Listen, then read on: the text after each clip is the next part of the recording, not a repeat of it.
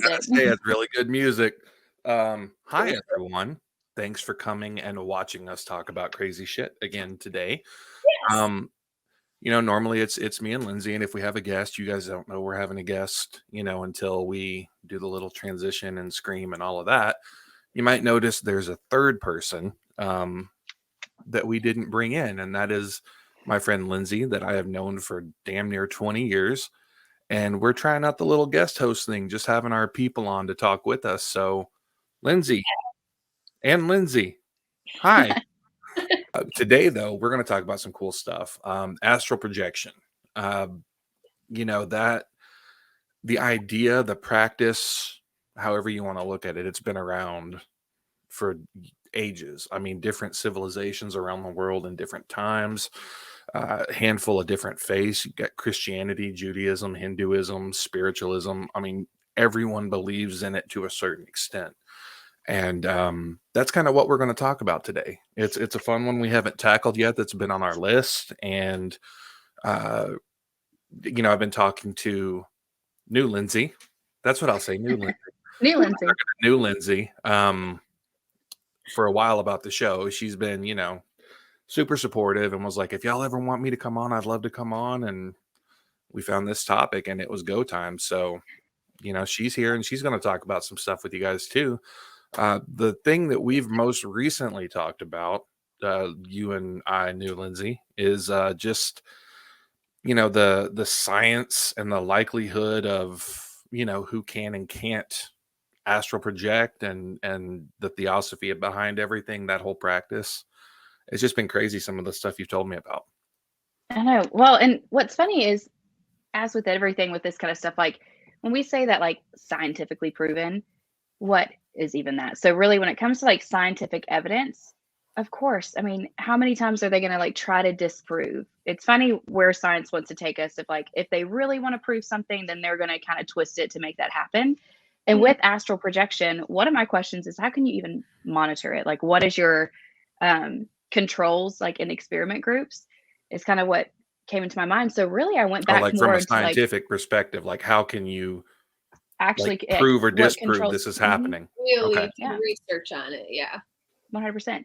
And so it kind of took me back, and I didn't know this until I started researching it for this, because astral projection has just always been super interesting to me. I'm going to try really hard not to butcher this name, but Helen Blavatsky is that's her. I know her. You do? Best friends? Kindergarten. Okay. Go way back. Way back. Yeah. You got it right. Back in 1875, so that makes sense. Yes. She So where this came from is she was like a clairvoyant, had that kind of sixth sense, whatever you hear. And originally what's really interesting is, before she started kind of going into astral projection, she, like, the theosophy behind it, its own like religion. But what's interesting about this religion is nobody's actually admitted, and nobody can get kicked out of it. So it's just like an overarching belief. But it switched to like more focus on astral projection because she couldn't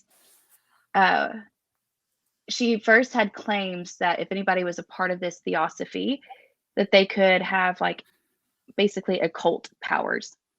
But when she couldn't actually live up to those claims, then she switched it to more of like a well-rounded, more of like everybody in one universe kind of thing. And that's where astral projection really started making its way through modern day science. Like that we're all part of the same thing type of approach. Right. I gotcha. Yeah.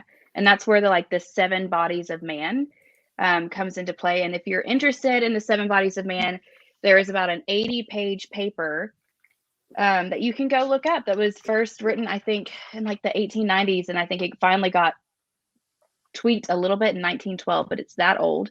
And you can go and read all about it. But just to kind of run quickly through these 7 bodies, we've got the lowest is the physical body. So what you see, right? Then you've got your etheric body, which is all the stuff of your body that people can't see. So your nervous system, the electrical currents, as they call it. Then your third one is your astral body, which is the one that we're talking about, and your consciousness, That's the astral body. And so with astral projection, the idea behind it, just like that, you can consciously take that part of your body and separate it and go wherever you want. Blows my mind. Yeah. Blows my mind. Can you imagine having that kind of like duality though? Like it makes me wonder how you would feel, or if you would feel. You know, it's if your body and your physical body is down wherever, sleeping out, however it is, and then your astral body's right there above it. Like the two are obviously separated. I know there's got to be something metaphysical that draws them back to each other somehow. But just having that separation, it makes me wonder, like, how much of our brain is involved in our consciousness that people argue. Because if your brain and your consciousness are the same, your brain's obviously with the more sentient part of you, which would be out of your body. So that part of you is gone, but you still have all your involuntary stuff, like your heart rate, your breathing, your digestion, circulation, everything. And it's fascinating to me to think about that type of duality to pretty much coexist like bilocation. Talking about how much of the brain is a part of our consciousness kind of goes back to what we were just talking about not long ago with near-death experiences. Because they say for the skeptics that come back and say that it's some leftover chemical in the brain or something that's making you have these images or whatever, like like at the moment of death, how when you have that bright light or whatever, right, that experience is something, synapses firing, causing you to right, visualize that. Yeah. but at the time of death the brain is not active, but they're still experiencing these things, you know. So that largely kind of, I don't know how many people support that idea, but seems like a no-brainer to me. Yeah. And pun. I'm here for it. Well, so it begins. Linz, again, like go take a look This at is when I hit mute, isn't it? Probably. Yeah. Go take a look at this this whole like I call it a research paper. I just feel like I'm not doing it justice. But the fourth, right? The 7 bodies, the fourth one's the mind body. Okay. So you got your astral body, and then right there you've got your mind body. And Keith, you said like how are those two like connected with your physical body that's maybe just laying there, and you've got this consciousness that's moving, and they call it like the string. The silver. So when we nailed it. And like in Donnie Darko. Like seriously. I haven't seen that in forever, but where he's following like the thing that comes out of his core around everywhere. Yeah, and actually have you not seen that? People say that that's where it's comes from. Like a lot of people just assume like, I don't know, your head or something, but the cord is like your belly button. Why the belly button? You know, like why? Yeah, I know I say it weird too, but why that? You know what I'm saying? Like, anyway. Why the belly I know. button? I thought of that too, and I'm like, is that just kind of a reflection of more ways in which we're connected, like showing like during pregnancy with the umbilical cord? Like, is that just because you know how they show, they'll show parts of the human body like cells, and they'll be like you can see parts of us everywhere, like in nature, in the universe and stuff.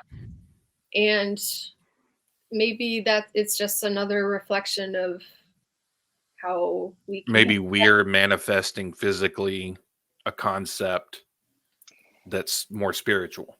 Like that type of. Yeah. So it's interesting, like if it is through the stomach, the belly button, but and all the kind of places that I went to research, a lot of them said that cord was attached to their third eye. and that's what kept them safe, right? It's the From third their chakra. so from their like physical body to the astral body, and that was the cord. And then I'm interested into knowing, as we talk about like this science, right? There is something of who is more likely to be able to astral project, or maybe we've even astral projected without us knowing it. I know we talked about that the other day of the type of experiences that I've had, and maybe it was actually astral projection, but I freaked out, so I Right. snapped back quickly. And Keith, when you mentioned, you know, the feelings, like you've got your physical body there, like what do you feel? The number one thing that people keep saying, it's well, there's just a few, feeling like you're drunk, and then this vibration, and then hearing a crackling noise. And that's what's so interesting to me is, even though like science doesn't prove it, you've got the same story over and over and over again. And at what point do we just say there's something here? There's something to this. Yeah, exactly. Well, it's the same thing with when we talk about time travel and space time and all that shit. Like you have time space, which is all theoretical science. When you talk about black holes, when you talk about, you know, things that we haven't physically had a chance to examine, but based on X, Y, and Z, we can determine this. It's the same thing as theoretical physics, except it's theoretical metaphysics, I guess would be the way to put it. Yeah. And with time travel, I mean, yeah. Sorry. And with time travel, it's interesting with astral projection, because then what they say is they like, you can go anywhere. If you wanted to go over Africa, if you just think it before you go to the process, you're there. So maybe not necessarily time travel, just the fact that you teleport there that quickly. So teleportation. Do you remember that time, Ruddy, when I told you I'm gonna fill you in on something real quick. Me and Lindsay both have me and Ruddy both have fascinations with two of the same major like catastrophes that have happened, and didn't know until we met, and just randomly it came up, and it's like I'm obsessed with that. It's Titanic and Pompeii. Like both of those are just. Are you the same way? My very first research paper was on Pompeii. Awesome. And yes. The amount of stuff that I research about Titanic is absurd. Right? Okay.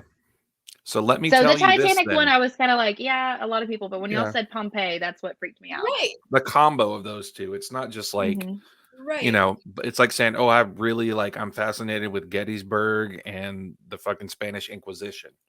Yeah. You know, it's they're worse, yeah. both still, yeah. The other thing for but me, that time that I sorry, go ahead. Oh, sorry. I was just gonna say, like, with fascinations of being like, yeah, most people are obsessed with the Titanic and everything, but my obsession started in elementary school when I didn't even really know about it, and I would just there was a book that we had. It was a big book with amazing photos and stuff. I would get it from our school library all the time. I was like obsessed with it.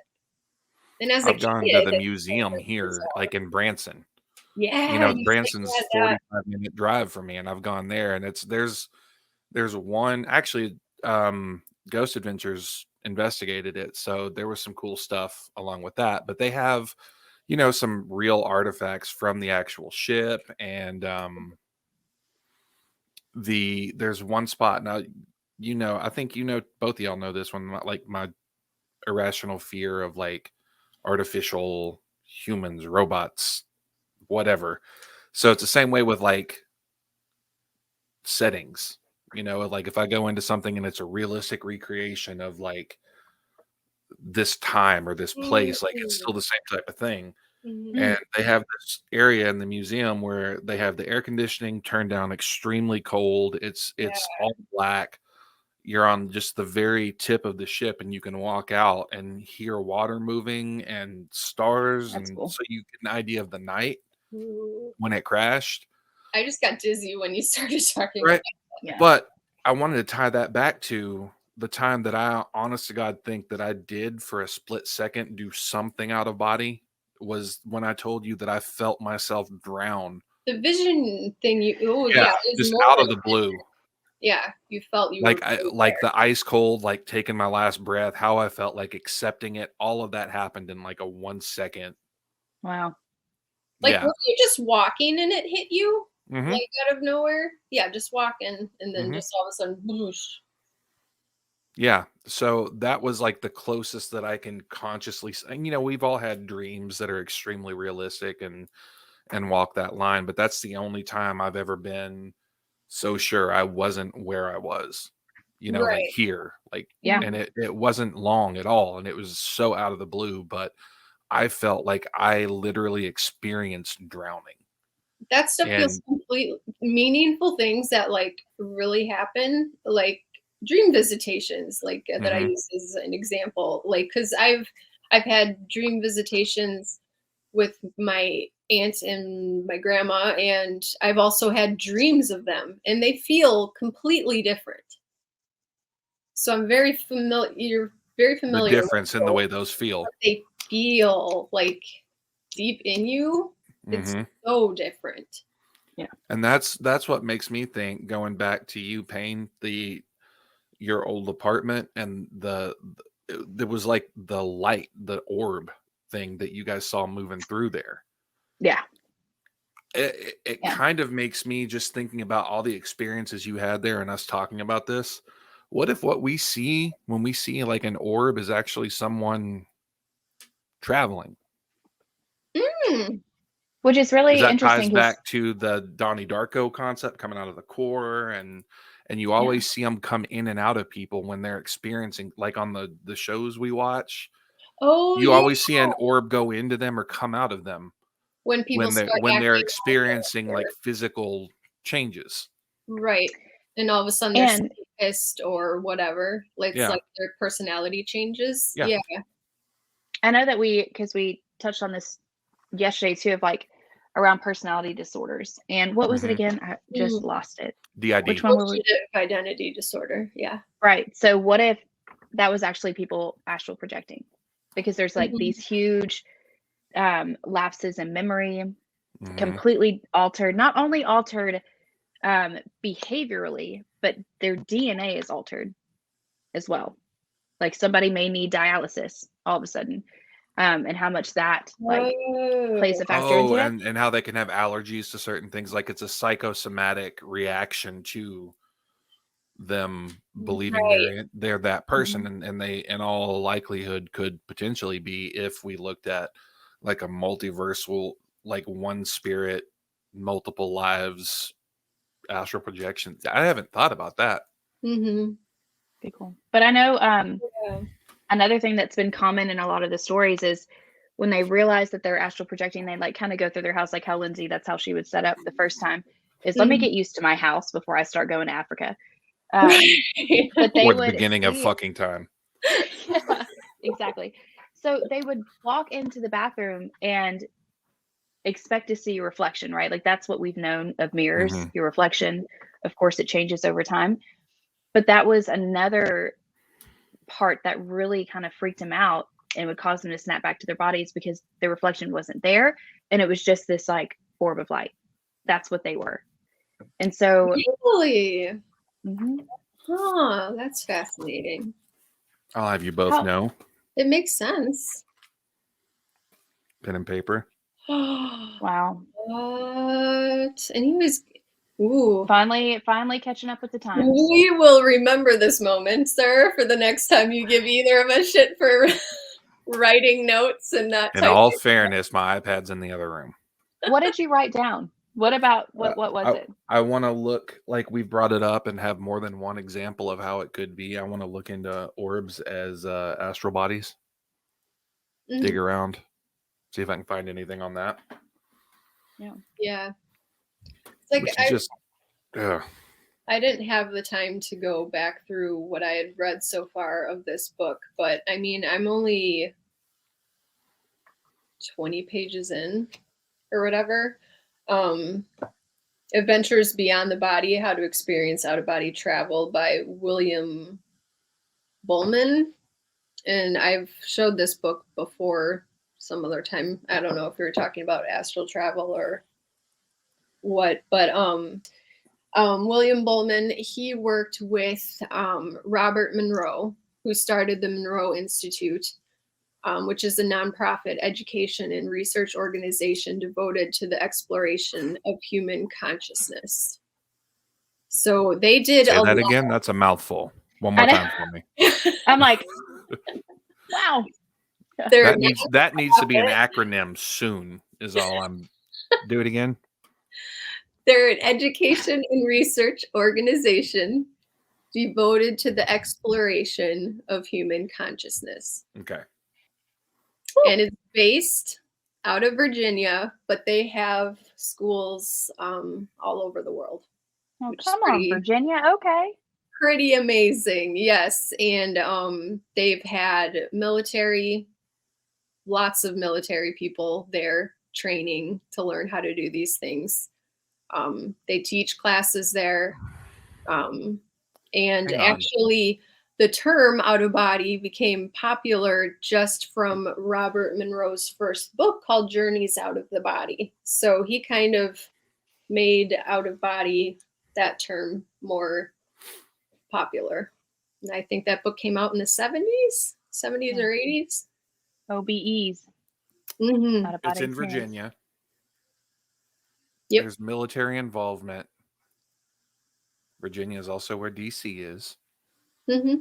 And I know there have been tons of government programs Mm-hmm. based on the idea of astral projection. Yes.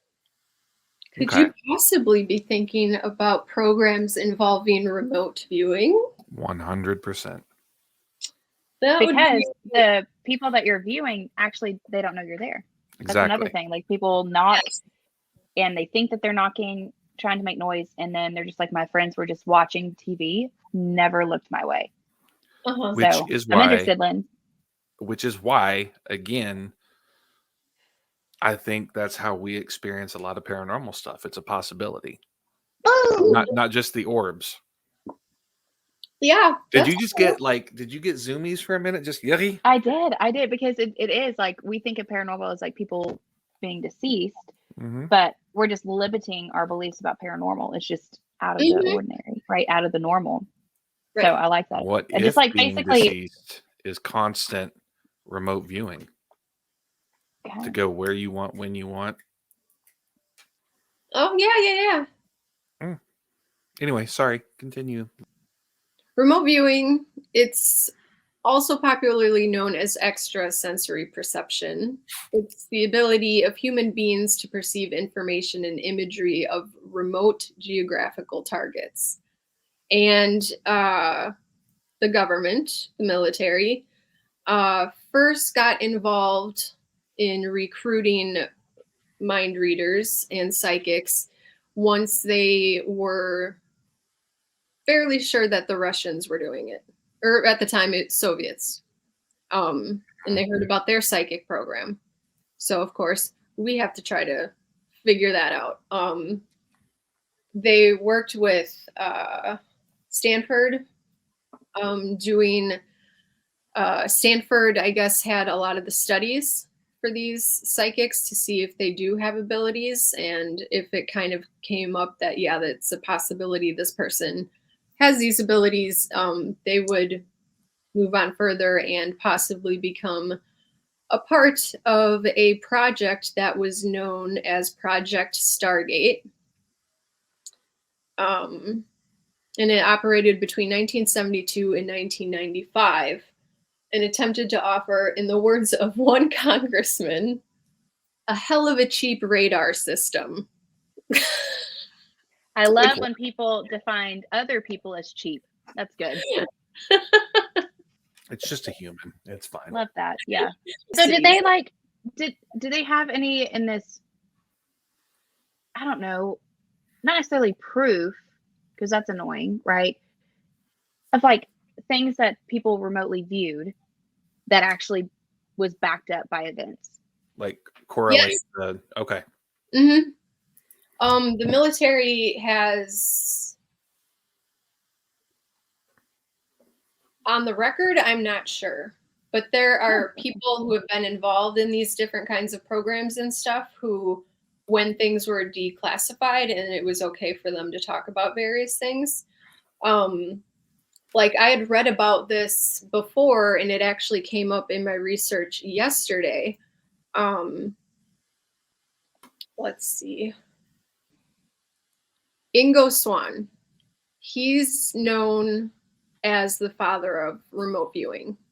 He was a pioneer of out-of-body experiences. And in 1973, he actually viewed Jupiter's rings, discovering them remotely years before NASA confirmed their experience.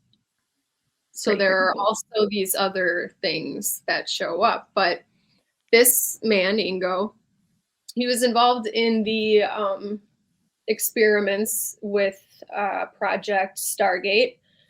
And that was actually, Stargate is actually the basis for the movie The Men Who Stare at Goats with George Clooney and Jeff Bridges, which I still haven't seen. It's one I've always meant to watch. I know, I'm going to have to write this down. I'll watch it now, yep. Everybody get your pens and papers out. Yep, we're going to take some notes now. Oh, shit. Take your analogs. Yeah, and so for Stargate, Ingo and a group of psychics used their abilities to spy on Russia from Palo Alto, California. And there was an event where they remotely discovered a downed Soviet spy plane that went down it was under jungle canopy. Like they tried to see it from above. They tried to fly over and find this thing and they couldn't find it. So they brought the psychics in to see if they could locate this plane. And they did. They found it after the U.S. Department of Defense had already deemed it lost. Wow. But they were able to discover it. Through remote viewing. Right. All through remote viewing. And a lot of times when it's tested and everything, they'll put the subject or the psychic in an isolated room on their own. Sometimes they have an envelope in front of them that maybe they can just kind of hold the envelope or something. Sometimes it's just they're trying to find the object that is talked about in the envelope. Gotcha. Right. Okay. There's different ways that they do it, but this is one of them. Right.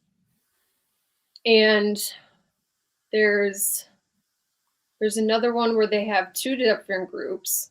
One is specifically just working on, they sometimes will draw their own little pictures. Maybe they don't even, like whoever's running it doesn't even assign, just says draw something or whatever. And the person in the other room is supposed to try to focus on what this could be. And they draw it out and people will draw even almost to scale, like the same size as the person drew it too, which is kind of crazy. That's an extra element, you know? Yeah, it's interesting. I think I've heard of remote viewing too. One of the tests that they did was like put people in a room and then you would have a bunch of shelving, and at the very top of the shelf you would put like a picture or an object or anything that they didn't see. And so it helps them determine, like, can you actually tell me what's here? Right. If you're seeing it from that like ceiling view. That perspective. Yeah. Like there's all sorts of ways that they can test it. I don't even really know. I mean, if you want, again, looking at the science that doesn't really exist for it, even going back, I mean, we talked about moving different things, like 7 grams, or was it 7.5 grams or whatever it is, where it's like, like that's how much you weight the body loses when someone dies. Yes. Like what? If there's mass to that energy, there's a way to measure it not being there. We just haven't figured out how, or we know how, and we haven't, publicized it. Right. Okay. But there are ways that they are sort of researching this. I mean, because with the psychic abilities, they can, they are studies that can be reproduced. That's the main thing for like a lot of different studies is like, can it be tested again the same way kind of thing? Yeah. And I mean, they did that in the military. They did that at Stanford. I believe that was a part of things that they studied at the Monroe Institute as well. I know for sure that they were looking into techniques for people who it doesn't come as naturally to. And they came across different tones and sounds that can help get the mind in the meditative state it needs to be in to kind of induce It's crazy. Yeah. astral projection. And so the Monroe Institute actually has audio out there for people to listen to if they're trying to practice this stuff and figure it out. Oh, and can you imagine if it were just a sound, right? Like, I know some of the steps. I'm sorry, Keith, I just interrupted. No, you're fine, hon. But even with the book that has step by step, I know some of the steps are like, you lie back, close your eyes, get into a very relaxed state, but don't fall asleep. Mm-hmm. And I'm like, I'm going to fall asleep. I don't know. Right. I would need that sound to help generate. Mm-hmm. I don't know. That's what I was going to ask you about too, since you that's the road you were kind of going down with that is you talk about astral projection and how your mind has to get to a certain point, how whatever vibrational frequency or state of mind or brain waves, whatever you're looking at, where is that line between astral projection and what you and I were talking about the other night, which is like the lucid dreaming side of things where you're in that state of consciousness. Yeah. But you have control, just Yeah. like you would if you were out of your body, in astral projection, which is still another. Are they in the same family? Are they completely like mutually exclusive? There's what capacity does our brain have to do that? Our brains are pretty wild. We know this right now. Right. So lucid dreaming and astral projection, there are similarities, but then there's this like one defining factor. So the one similarity is consciousness, right? Like you consciously with astral projection, you're consciously choosing to come out of your body to go whatever remote location, whatever you're wanting to do. And then that stops. The control, the consciousness, you're now just a viewer.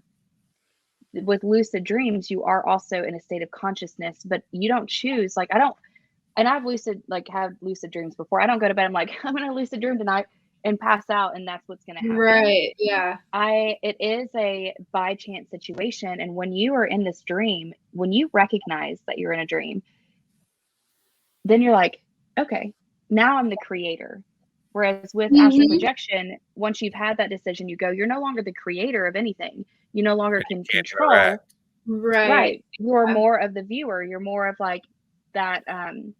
You take and absorb everything. But the other one that it happens to me a lot in is if I fall into water, I'm like, oh, wait a second. I can breathe, right? Like I'm dreaming. I can breathe. And then you start going there. It also happens when like, if you wake up from an amazing dream, I don't know why I can't do this. And I like fall back asleep and I'm like, I want to go back to it. I never can go back to it. But if it's a nightmare, it doesn't matter how many times. It's right yes. back. It doesn't matter how many times I wake up, how many times I tell myself, I'm not going to dream about that. I'm not going to. I don't want to. Right back. So lucid dreams, they're extremely vivid, which I guess would be similar to astral projection because everything that you're viewing is very vivid. Right. Mm-hmm.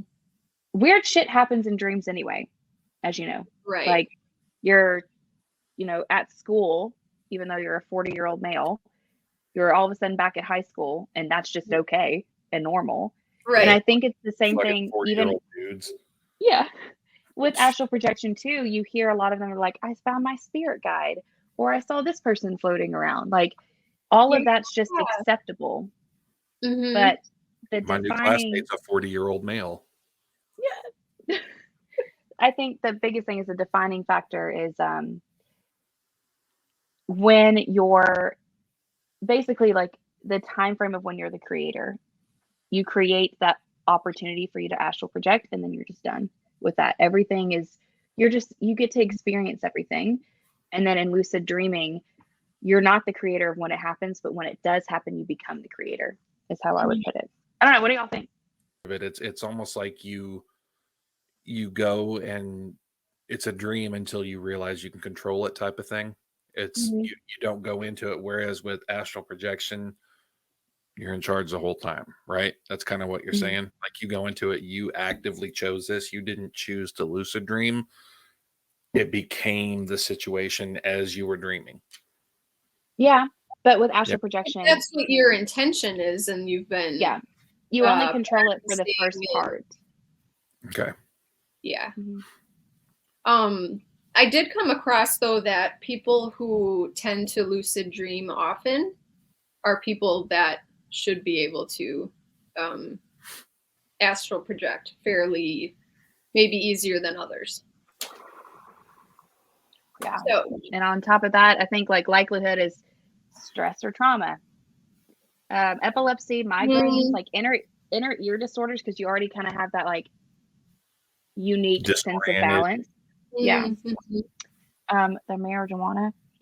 Also, like for those that do like ketamine, things like that, have had these, you know, what they view as these instances of doing that.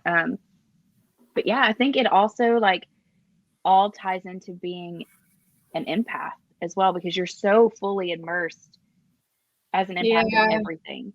And you've got this like what we talked about, level 3 listening. So you're not just listening to what Lindsay said or Keith has said, and I'm trying to think about what I'm going to respond. Is I'm monitoring like what is Lindsay's body language right now? What is her face doing? What is like around her?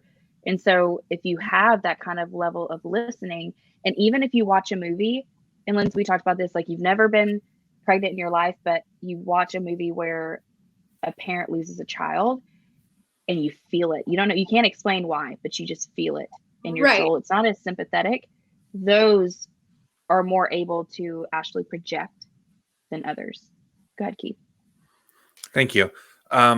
With here's my rebuttal to that, to play devil's advocate, is that I'm pretty sensitive when it comes to the empath stuff. And I have never in my life had a lucid dream, been able to do that. And the only time I think I've even come close to leaving was split second on accident while I was awake. Yeah. So it makes me wonder, like, do you think that we could block it out if we're afraid of what, like, if there's a subconscious fear in me of knowing something that I might not be ready to know? Things like that. Yeah, That I worry about having, like, subconsciously, like, I'm afraid of this because of what it could mean. Not so much the journey, but like it could we have blockers for stuff like that? Like, do you think that's a possibility? I believe absolutely, yeah. Because I Because would say lucid dreaming is something I've wanted to experience for the longest time, and I've had a few friends who have been able to do it. And I've read up, I've tried focusing, I've tried different exercises on how to fall asleep, and not once have I been able to. So it makes me wonder what kind of maybe like fear that I'm not aware of is preventing it. I didn't mean to turn this into a therapy session. I'm just like looking big picture. Yeah, no, I know. You know, I have an experience that.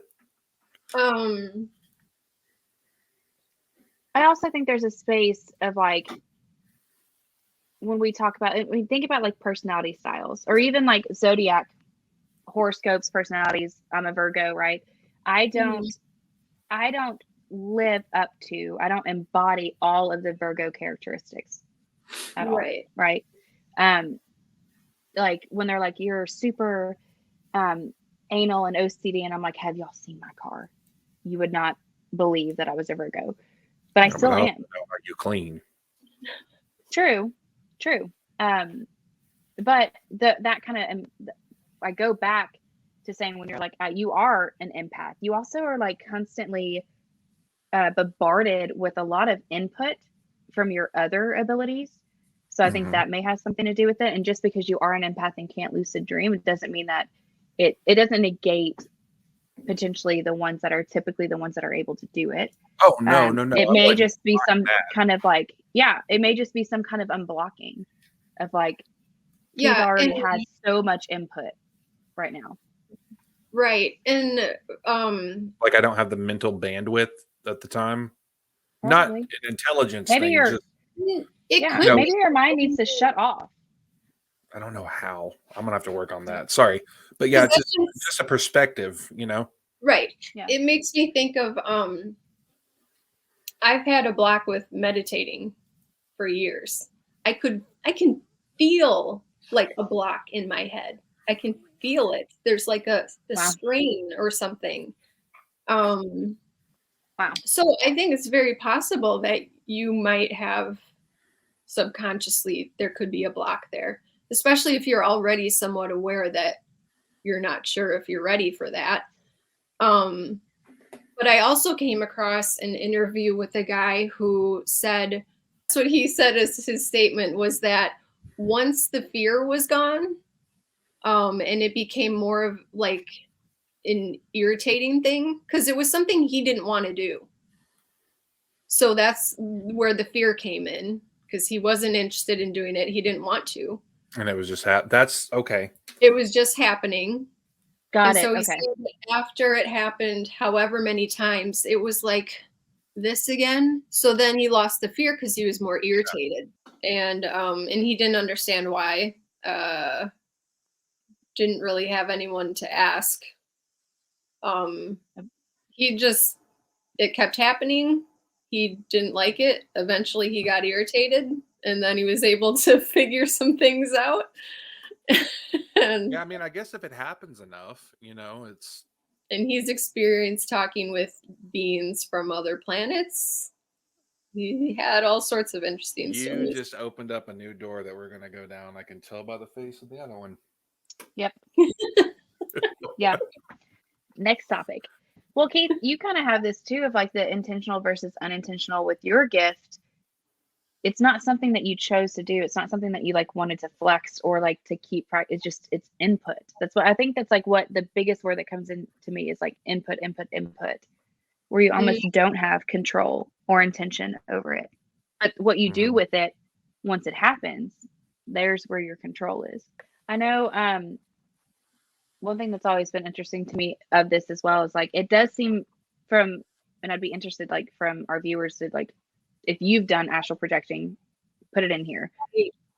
But what I've noticed is it is a lot of like unintentional and it happens. And some of the ones that I've read, they were talking about their experiences, and when they found out that nobody else had these, or they were looked down upon by it just blows, by their family or their friends or whatever, then they're like, ow, okay. So not everyone does this. This is not something I was taught. It just happened. Now what do I do with it? The intention versus unintention is like with mainstream media, the big fear is that somebody, we touched on it a little bit with the personality disorders and things like that of like, can somebody take over your body while you're gone?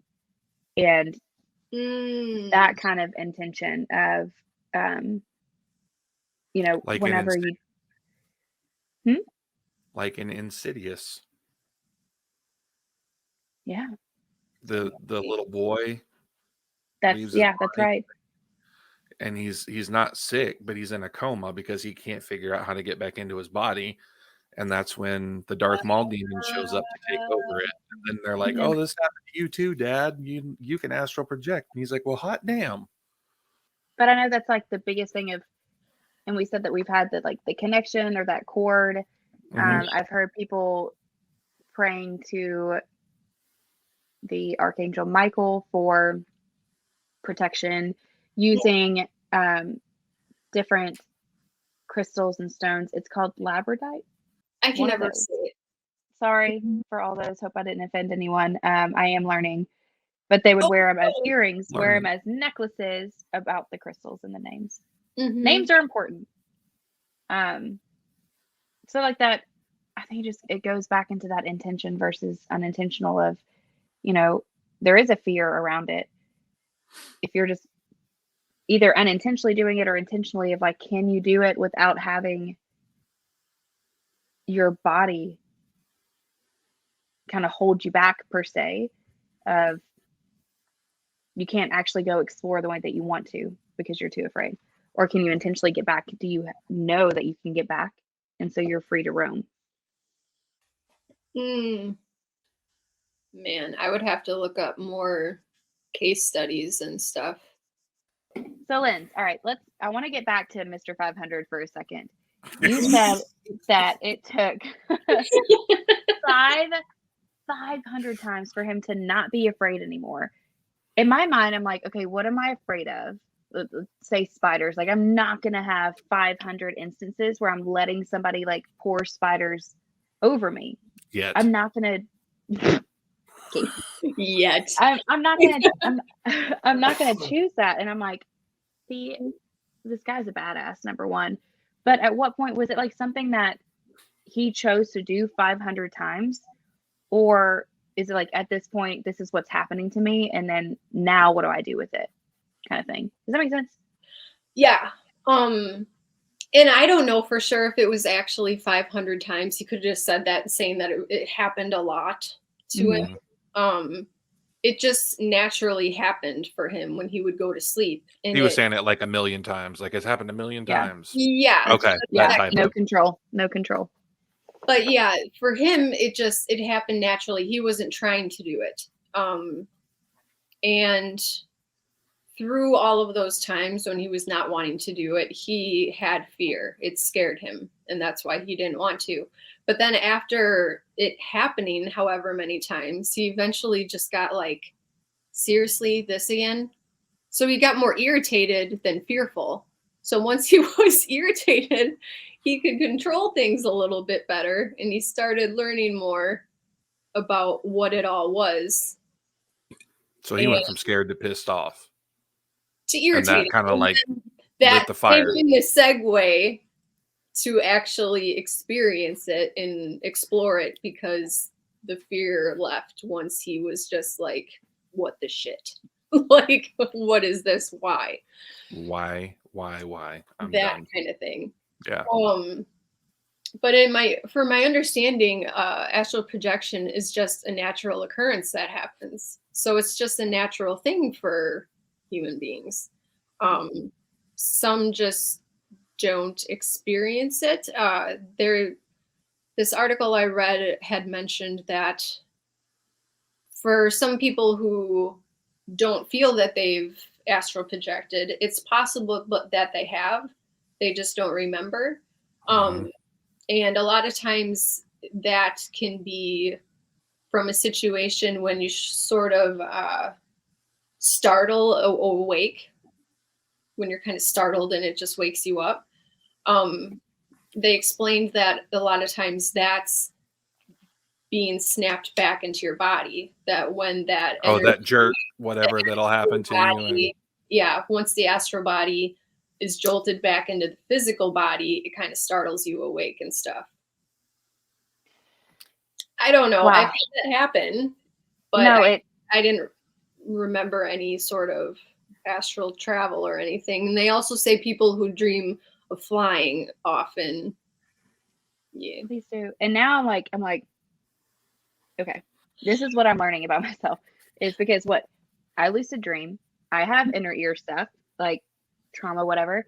And I'm thinking, I've told you a little bit about what I deem as like sleep paralysis, which if we ever get into that kind of conversation, we can talk about it later. But one of my biggest experiences in that house of the same apartment that had the orb go through, I remember, I'm like, I wonder if this was actually astral projection, because I remember, like I told y'all, I woke up and I remember seeing my ceiling fan move. Oh, that's right. Yeah. Yeah, not out of the ordinary, right? Like your ceiling fans above your bed. Right. But I remember being able to kind of look down, and my cat was below me. Usually, like by my side is where we fell asleep. Below me, just like huge eyes, dead stare. And then I was like, oh shit, I'm levitating or whatever. And right then is when I like that snap back and that crackling is when I felt like the immense pressure and all of what transpired afterwards. But I'm like, I wonder if before the sleep paralysis, what I viewed as like demonic activity of that, if that was actually me astral projecting, because I don't know if a cat would be that creeped out and those eyes that big if I was levitating, because we get up, we go to the bathroom, we go here, and your cats are just like, all right, you do you. But if it's like a bright light or an orb that it's seeing, then yeah, it's going to be startled. So that just kind of like blew my mind, where it may not have been intentional. And to your point, I wouldn't have remembered it that way. I wonder if other people are I don't know. Sorry, just kind of blew my mind. I wonder if other people are like that. No, it's the we're here for blowing our mind moments. So that was kind of the question I had that we can revisit, I guess, another time. But Ruddy, when I was talking to you earlier today about the death versus astral projection, like what is the difference between the version of us that is out of the body? Like the soul versus whatever is leaving during AP. You know, it's just it's one of those things where near-death experience can be so similar to astral projection, and it's both a part of you leaving your body. So maybe something to revisit down the road. I don't know. Yeah, absolutely. Yeah, for sure. All right, guys. Well, thanks for tuning in, playing along with us today. Thank you, Miss Lindsay Payne. Yes, thank you, Lindsay. I really enjoyed it. I'm concerned I might not have a spot on the next show at this point, because the girls ran this shit. Y'all got to give it up for them. Lindsay, you were awesome. So definitely any come back. Yes, you're awesome. A way to make it happen. I want to come back. Please. Yes. Loved it. Thank you. I don't think she wants to come back. Because we can definitely, I know she hates us. Yeah. Clearly. But yeah, for the time being, if you guys will like and subscribe, please help us. We don't have the most mainstream content all the time, so the more people are liking and sharing, the more people get involved, and we can build a happy little community of weirdos. So until next time, Lindsay, thank you both. Thank you. Thank you guys. And thank everyone who's watching.